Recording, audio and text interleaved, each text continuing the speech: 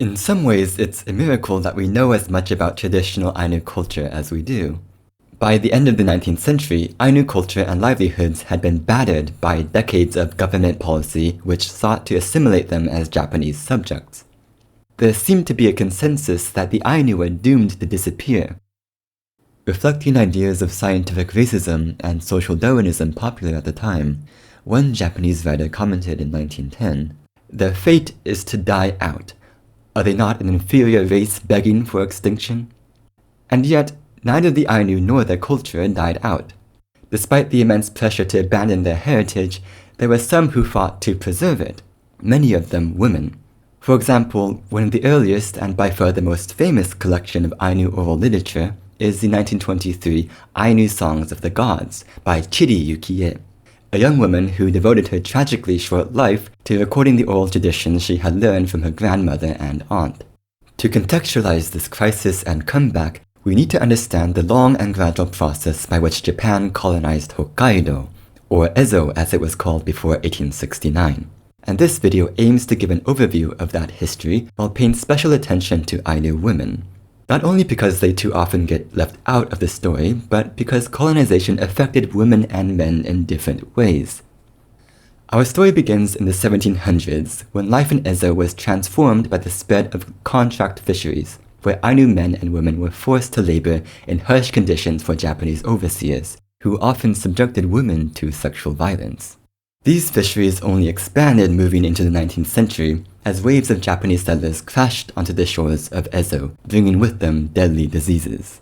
Lastly, we'll see how the Shogunate and later the Meiji government moved to assimilate the Ainu into the Japanese state with policies that denied their culture and ways of life.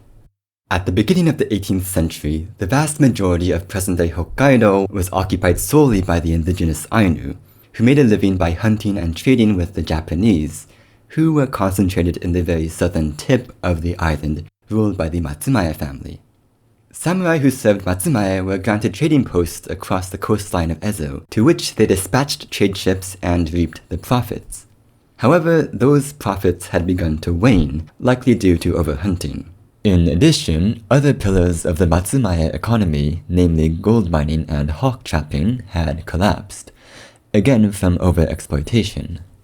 Matsumae needed another way to extract wealth from Ainu lands, and their solution was to license out trading posts to merchants.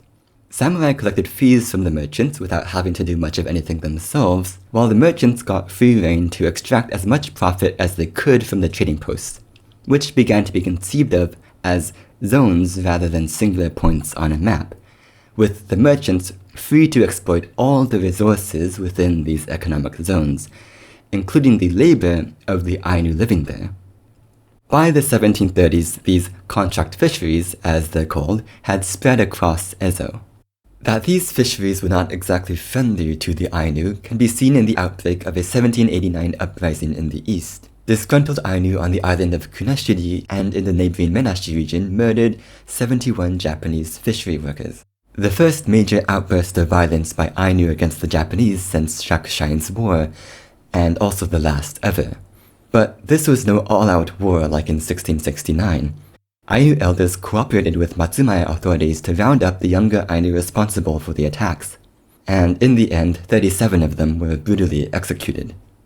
The belligerents of 1789 were driven to violence by the many injustices of life in the contract fishery. First of all, the pay was abysmal. Ainu were pulled away from village life to labor in the fisheries, but they were neither paid enough to buy sufficient food from the trading posts, nor given enough time off to go hunting. And, by the way, women only made about 60% as much as men, even though they performed the same labor. Second, the violence. Overseers would beat the Ainu if their pace slackened or threatened to colonize their homeland. Furthermore, rumor had it that local Ainu leaders were being poisoned by the Japanese. Third, the Japanese would take Ainu women as mistresses, including married women. And even if their husbands protested and demanded compensation, the Japanese would lash out and demand compensation from the Ainu instead. Unfortunately, this would be the first of many recorded instances of sexual violence by Japanese fishery workers against Ainu women, and many more probably went unrecorded. Much of what we do see in the sources is thanks to one unusually sympathetic observer named Matsuura Takeshiro, who traveled Ezo extensively in the mid-19th century, at first to satisfy his own wanderlust and later on as an employee of the shogunate. Upon visiting the Ishikari region, which was home to the most bountiful salmon fisheries, he observed the following treatment of Ainu workers. Overseers worked them day and night. The sick and elderly were driven off into the mountains. Men, women, and children alike were treated worse than animals. And good-looking women were taken as mistresses and beaten if they disobeyed, sometimes to the point of death. Fishery overseers tore families apart by stealing Ainu women and sending their husbands off to work in distant fisheries. They would force women to abort any unwanted pregnancies, which could be fatal. Now, I should note that when I say mistress, that's a direct translation of the terms used in the sources, but as you can see from the extent of the violence just described, that term seems inadequate and should be understood as a euphemism.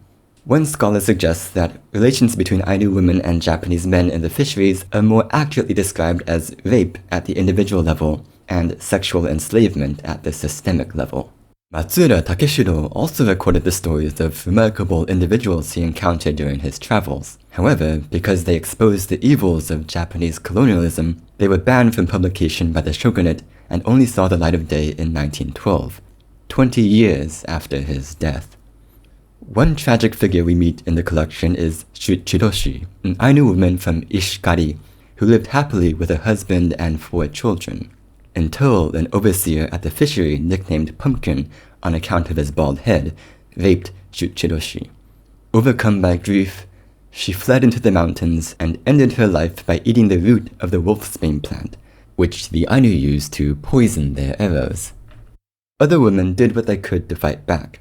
Matsuura records how one woman inflicted such damage on the junk of her abuser that years later he was still unable to go to work. So labor in the fisheries not only disrupted Ainu lives, but ended them too. And even deadlier than individual violence were the diseases introduced by the Japanese, a tale all too familiar in the history of indigenous peoples. In a single year from 1817 to 1818, smallpox reduced the Ainu population in Ishikari from over 2,100 to 800. The Ainu knew that isolating was the most effective way to prevent the disease from spreading, but fishery overseers forced them to continue working together.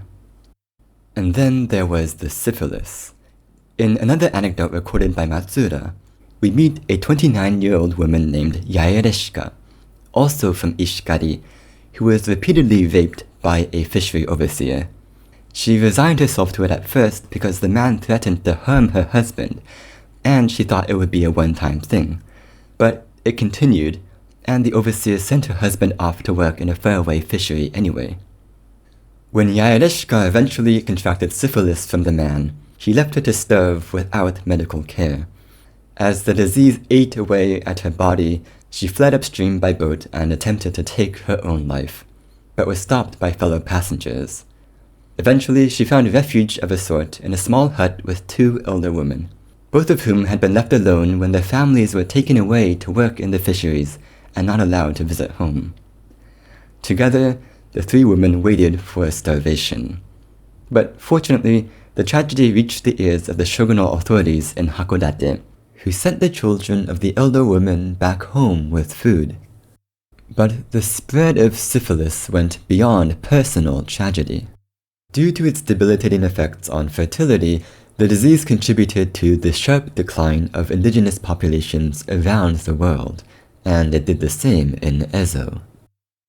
Now, these issues were the result of an increased Japanese presence in Ezo.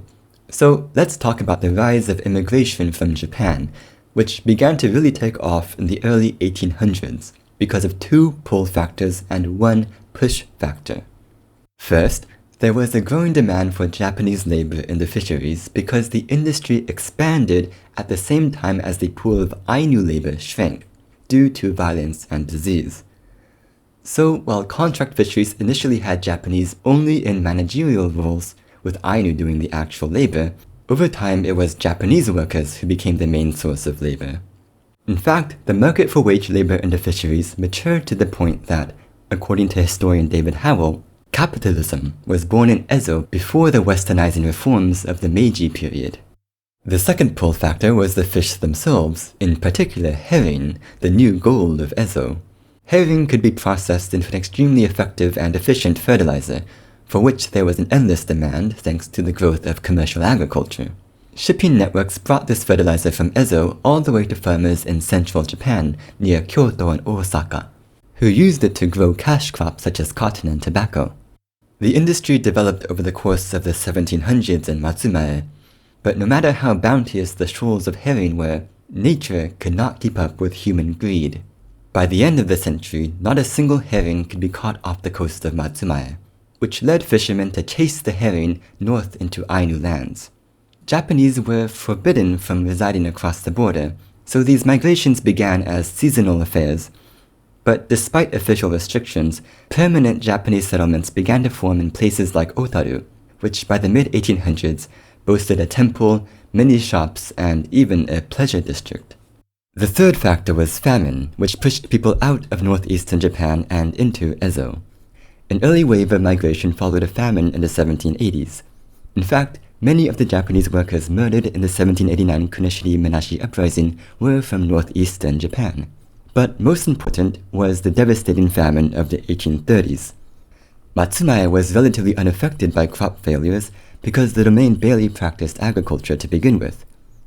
Food could be imported from across Japan by well-connected merchants, and there was good pay to be had in the fisheries. For the poor and hungry, Ezo was a land of opportunity. So pushed and pulled by these three factors, Japanese flocked to Ezo in the early 19th century, a trend that gained official sanction in 1855, when formal prohibitions against permanent residence in Ezo were lifted by the shogunate once and for all. Successive waves of migration ensured that the Ainu quickly became a tiny minority in their own homeland. By 1873, they had been reduced to 15% of the total population of Hokkaido.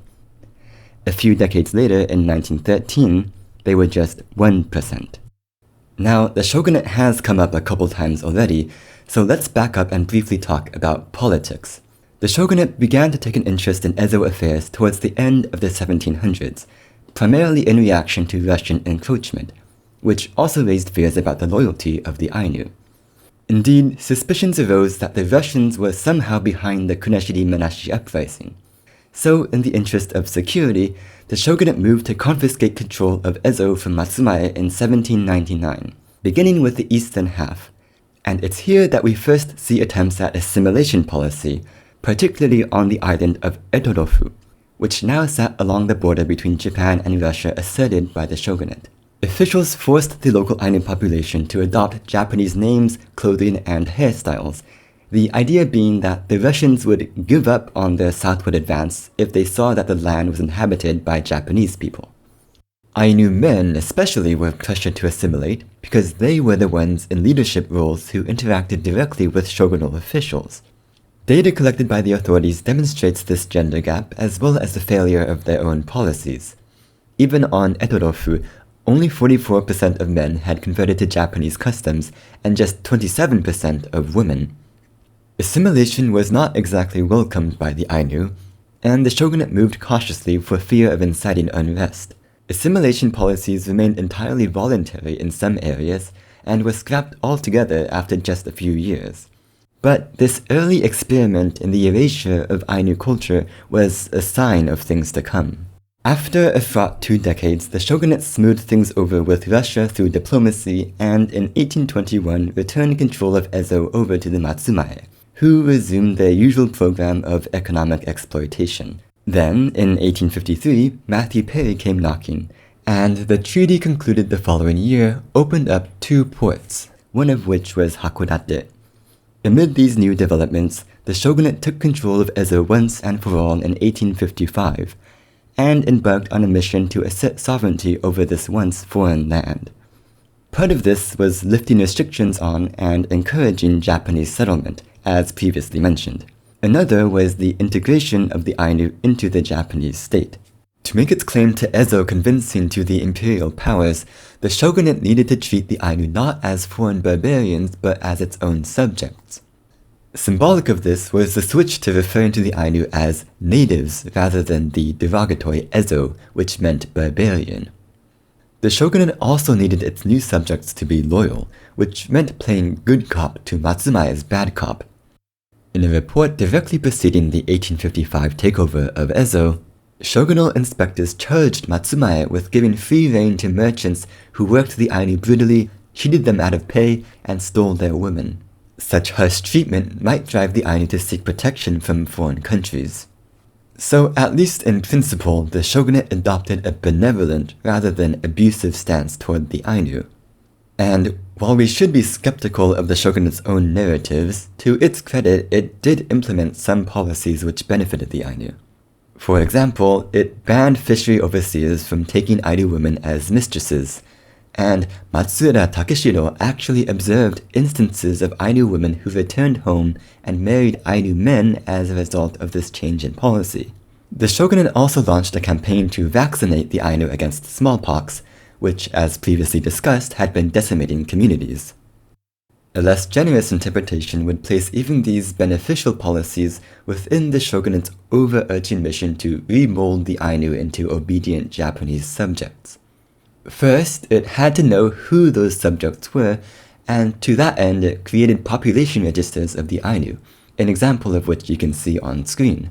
The second son of this family, whose Ainu name is transcribed in Japanese as Shirikatsu, has also taken on a Japanese name, which may be read as Shirigoro, preserving the first part of his Ainu name. Above his entry, the character for hair is written, indicating that this young man has adopted a Japanese hairstyle. As this example suggests, population registers also served as a way for officials to keep track of assimilation progress. However, the very creation of these registers could sometimes conflict with Ainu culture. Traditionally, Ainu would not be given a name at birth, instead going by generic nouns like baby boy until around 4 or 5 years old, when they would be named according to some characteristic or personality trait that they exhibited. But in the registers of the 1850s, we see examples of Japanese names assigned even to newborns. Now, as was the case in 1799, assimilation was no easy task. One official apparently let Ainu men keep their bushy hairstyle and thick beards after realizing how cold Ezo got in the winter. Ultimately, the shogunate left the job unfinished because it collapsed in 1868, an event which is very much beyond the scope of this video. By summer of the following year, the last stronghold of resistance to the new regime had surrendered in Hakodate, and over the next couple months, the Meiji government rebranded Ezo as Hokkaido, and established the Development Agency to manage its affairs. The Do in Hokkaido was a callback to an ancient administrative unit. In the 8th century, the emperor ruled over a realm divided into 5 central provinces and 7 of these Do, such as the Tokaido and Hokurikudo. The term had long been defunct, but the symbolism was clear. The new nation's first colony had always been a part of Japan. The Development Agency picked up where the shogunate left off in terms of assimilation policy, which an 1871 edict neatly encapsulates. It stipulated the following 4 points. 1. Ainu could receive housing and farming aid provided they abandoned the custom of burning a house when someone passed away. 2. No more tattoos for women. 3. No more earrings for men. And 4. Ainu must endeavor to learn Japanese. Like the shogunate before it, the Meiji government soon learned that the Ainu weren't so eager to abandon their barbaric ways. 5 years later, in 1876, colonial headquarters in Sapporo issued another edict because the Ainu were stubbornly clinging on to backwards customs, which obstructed their ability to become enlightened citizens. This new edict singled out men's earrings and women's tattoos, threatening severe consequences for any offenders. So what were these tattoos that the government got so worked up about? Well, Ainu girls had tattoos done around the hands and mouth. The process began in childhood and reached completion before marriage, so tattoos functioned as a rite of passage. With that kind of cultural significance attached to the practice, You can see why government bans didn't exactly convince the Ainu to give it up. When the English woman Isabella Bird traveled across northern Japan in 1878, she spent time with the Ainu of Biratori and heard from the men of the village that they were very much grieved and tormented by the recent prohibition of tattooing. Though they couldn't explain the custom, they insisted that it was part of their religion and that without tattoos, women couldn't marry and the gods would be angry. Bird also witnessed young girls receiving tattoos during her stay, so clearly the ban wasn't being followed. Only in the early 20th century did the practice begin to fade out. One Ainu woman recalled in an oral history how she got a tattoo with her friends in 1907 at the age of 17. Her mother and uncle were furious when they found out, and she received a beating. A few years earlier, police and local officials had gone around the village threatening elders. If you even think about tattooing your daughters, we'll tie you up in chains and send you to prison with hard labor, so don't do it. Progress also proved to be slow in converting the Ainu into farmers, which by the end of the 19th century had become the central pillar of Ainu policy. Now, the Ainu did traditionally practice limited agriculture, some regions more than others, so there were communities who took up full-time farming with relative ease. Overall, though, the Ainu struggled to adapt to this new lifestyle or simply showed no interest in it. But adapt they must, because the government made every effort to cut them off from traditional sustenance practices. In 1876, for example, the Development Agency banned the use of poison arrows, a weapon of choice for the Ainu. This was ostensibly about protecting the deer population, but it was just as much about erasing a cultural practice that Japanese officials viewed as uncivilized. A view echoed by their American advisor Horace Capron, who called it a barbarous practice. Ainu communities petitioned local authorities to repeal the ban, but to no avail. Far more damaging, even deadly, were bans on fishing. A few years after salmon fishing in the Chitose River was banned in 1878, one employee of the Sapporo government named Uchimura Kanzo, who would go on to become a prominent Christian intellectual, was sent to investigate the situation on the ground, which he reported to be growing more dire by the day. While the Japanese could turn to other means to get by, the Ainu had long since relied on salmon as a staple of their diet, and thus prohibiting its capture was all but condemning them to starvation. Despite Uchimura's recommendations, the policy was never reformed. With traditional lifeways severed by the government, Ainu had to turn to other means to make a living.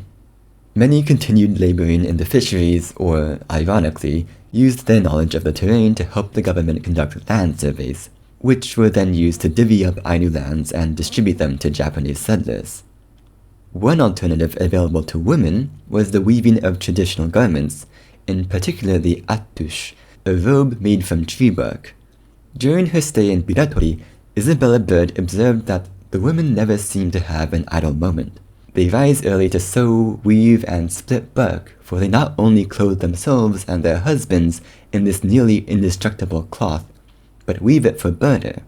And the lower class of Japanese are constantly to be seen wearing the product of Ainu industry. Data from Sapporo, whose administration covered Biratori, show that over 8,000 attush were produced in 1878, compared to a little more than 1,000 5 years earlier. Hunting restrictions combined with an influx of poor Japanese migrants to create an opportunity for Ainu women to not only prop up household finances, but also practice traditional crafts while doing it. As you can imagine, based on everything we've discussed, the pressure to assimilate was immense. The Japanese government prohibited core aspects of Ainu culture and livelihoods and claimed ownership over their land. And that's not even mentioning the discrimination. When Isabella Bird told her Japanese interpreter to be polite to the Ainu, he exclaimed, "Treat Ainus politely, they're just dogs, not men." And lest I give the false impression that Bird was sympathetic to the Ainu, she viewed them as uncivilizable and altogether irreclaimable savages, a view that had become all but universal by the end of the 19th century, as old prejudices fused with new ideas about civilization and race imported from the West. Just like the trope of the vanishing Indian in North America, the Ainu came to be seen as a vanishing people, doomed to extinction under the Darwinian principle of survival of the fittest. But if the Ainu were vanishing at the turn of the century, it was due not to their supposed inferiority, but rather the pernicious forces of colonization and assimilation. When becoming culturally Japanese promised an escape from poverty and discrimination, who could blame the Ainu for making that choice? And yet, there were also those who refused to give up their heritage, who learned the ways of the Japanese to adapt but not to assimilate, and used the language of their colonizers to assert their identity as Ainu. Chiri Yukie was one such person. Born in Noboribetsu in 1903, she spent much of her formative years living with her grandmother Monash Nuke, a famed reciter of oral traditions who didn't use Japanese in daily life, and her aunt Kannari Matsu, another prolific reciter who also ran a Sunday school out of their home.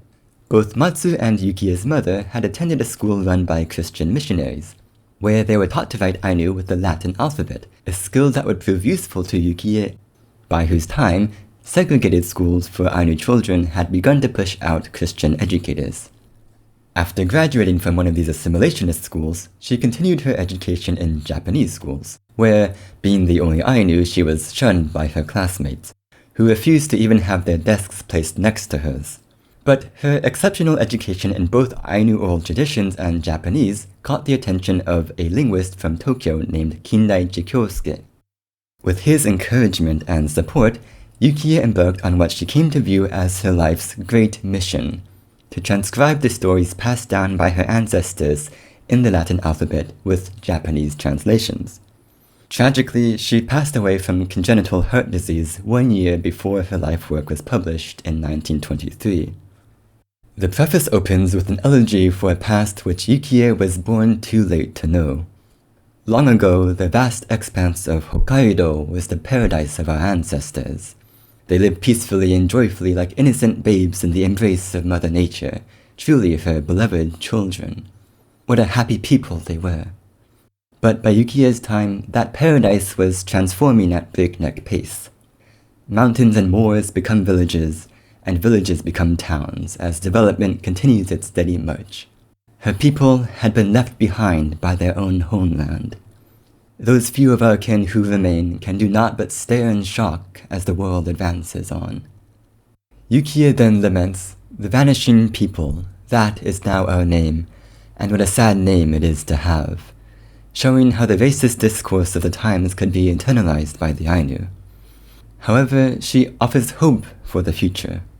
If, in the course of time, even just 2 or 3 strong souls step forth from a present sorry state, having been defeated in the intense struggle for survival, then perhaps the day will come when we may walk in step with the advancing world. That is our most dire wish. But though the need to catch up to modern society was urgent, this was no call to abandon their culture. What if the rich language our beloved ancestors used daily to communicate with one another, and the many beautiful words they passed down through the ages, are they to fade away with those weak and defeated vanishing people? Surely that would be too sad, too pitiable a fate.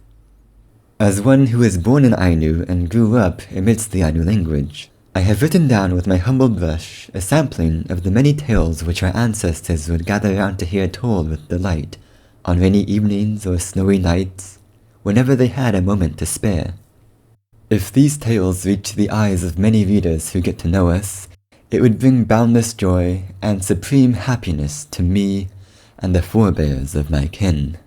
What Yukie, with her weak and failing heart, perhaps did not know, is that in picking up her humble brush, she had become one of those strong souls she prayed would step forward. Thank you for watching, and be sure to comment down below one thing you found interesting or one question you have for me. If you want to know where I'm getting my information, the full script with citations is linked in the description. Thank you again, and I'll see you in the next video.